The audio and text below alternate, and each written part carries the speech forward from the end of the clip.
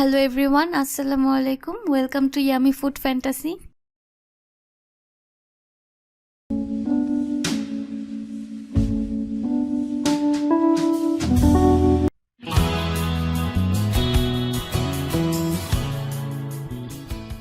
আজকে আমি আপনাদের জন্য আরেকটি মজার রেসিপি নিয়ে এসেছি।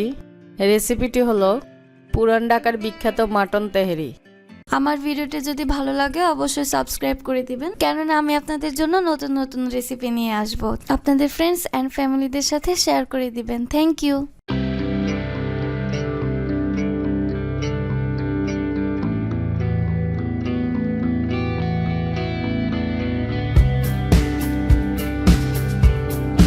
তেহারি রান্নার জন্য আমি এখানে নিয়েছি দারচিনি 4 টুকরো, জায়ফল একটা নিয়েছি, তবে আমি অর্ধেকের চেয়ে একটু বেশি ব্যবহার করব। কালো গোলমরিচ নিয়েছি 15-20টা, তবে এই ক্ষেত্রে সাদা গোলমরিচও ব্যবহার করা যাবে। সবুজ এলাচ 14-15টা, জয়ত্রী নিয়েছি 2-3 টুকরো। এই মশলাগুলো আমি একত্রে ব্লেন্ডারে গুঁড়ো করে রান্নায় ব্যবহার করব। আমি এখানে রেগুলার কাট করে হাড় ও চর্বি সহ প্রায় 2 কেজি পরিমাণ মাটন নিয়েছি। চুলাতে একটি প্যান বসিয়ে দিয়েছি। সরিষার তেল দিয়েছি 1 কাপ থেকে একটু কম। পেঁয়াজ কুচি দিয়েছি 1/2 কাপের মতো।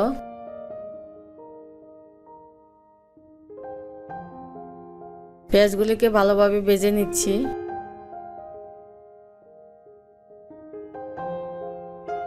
রসুন পেস্ট দিয়েছি 2 চা চামচ, আদা পেস্ট 1.5 চা চামচ।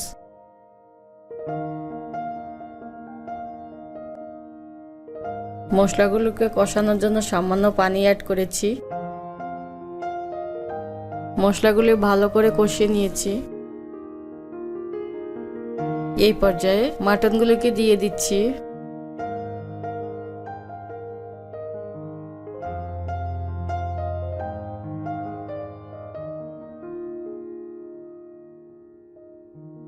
লবণ দিয়েছি স্বাদ মতে। বাদাম বাটা দিয়েছি 1.5 টেবিল চামচ। মাটনগুলোকে নেড়ে দিচ্ছি। টক দই ফেটিয়ে দিয়েছি আধা কাপ থেকে একটু কম।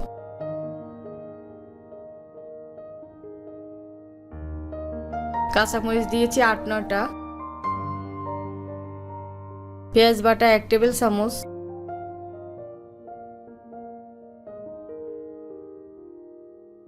রান্নার শুরুতে দেখানো মশলাগুলো ব্লেন্ডিং করে দিয়ে দিচ্ছি।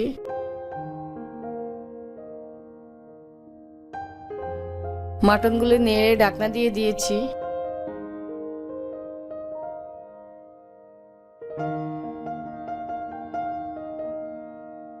এই পর্যায়ে সিদ্ধ হওয়ার জন্য 1 কাপ পরিমাণ গরম পানি দিয়েছি। আপনাদের মাংসগুলি যদি না সিদ্ধ হয় তাহলে আরেকটু পানি বেশি অ্যাড করবেন। মাটনগুলি সিদ্ধ হয়ে এসেছে।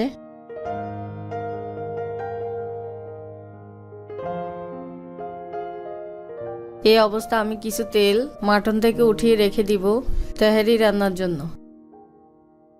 মাটনগুলি রান্না হয়ে গিয়েছে। মাটনটা সিদ্ধ হইতে 40 থেকে 45 মিনিটের মতো সময় লেগেছে। আমি মাটনগুলি উঠিয়ে নিয়েছি। রান্নার মূল পর্বের জন্য চুলাতে একটি প্যান বসিয়ে দিয়েছি। মাটন থেকে উঠিয়ে রাখা তেলগুলি দিয়ে দিচ্ছি। সাথে আরেকটু সয়াবিন তেল অ্যাড করে দিচ্ছি। তেলটা ভালোভাবে গরম হওয়ার পরে 1 কেজি পরিমাণ কালিজিরা পোলাও চাল দিয়ে দিয়েছি।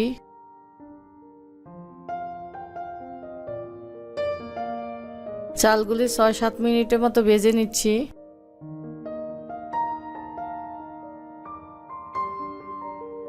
এক কেজি চালের জন্য আমি 1.5 কেজি পরিমাণ পানি অ্যাড করে নিচ্ছি। কাঁচামরিচ দিয়েছি 4-5টা। দুধ দিয়েছি 1 কাপ। নেড়ে ঢাকনা দিয়ে দিয়েছি।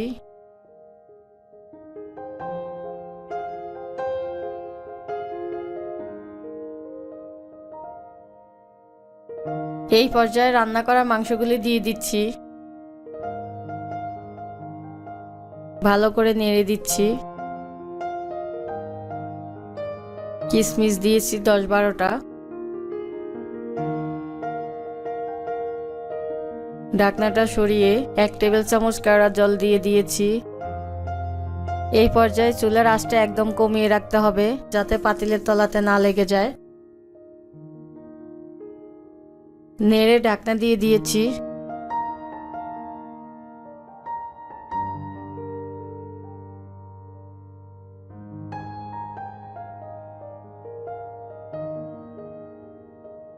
ঘি দিয়েছি 1 টেবিল চামচ।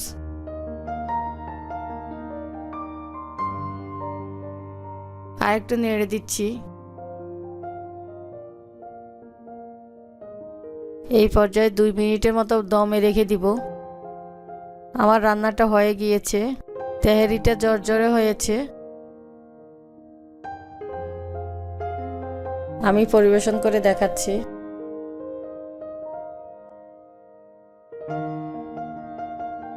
আপনার বাসা ট্রাই করে অবশ্যই আমাদের কমেন্টে জানাবেন। Thank you so much. ভালো থাকবেন, সুস্থ থাকবেন। আল্লাহ হাফেজ।